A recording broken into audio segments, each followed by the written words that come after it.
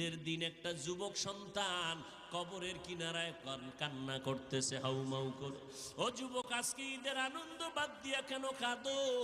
বলে, গত ঈদে আমার আব্বাকে পাশে নিয়ে নামাজ পড়ছি ঈদগাহে, আম্মা জান আমার মাথায় হাত দিয়ে দোয়া করে দিয়েছে। আজকে ঈদের নামাজে যখন রওনা হয়ে গেলাম, হঠাৎ দেখি আমার বিছানাটা খালি, আমার মা নাই, আমার আব্বা নাই। কে আমার মাথায় হাত দিয়া একটু দোয়া করবে? যেই মা এমন একটা রাত নাই যে আমার খোঁজ খবর নেয় নাই। আমার আব্বা যান টেলিফোন করে খোঁজ খবর নিত। ও সন্তানেরা, ওই মা বাবারে কেমনে ভুলিয়া গেছো? আব্বা ঘুমায়, ভাই বোনেরা ঘুমায়, আমি বড় অসুস্থ বিছানায় পড়ে আছি।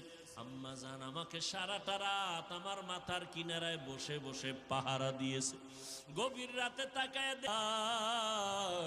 ওই সন্তানটা কোরআন পড়বে, কবরের কিনারায় যায় কাঁদবে, আর মা মা বলে চিৎকার মেরে মাওলার কাছে দোয়া করবে, মন বইয়া দোয়া করবে।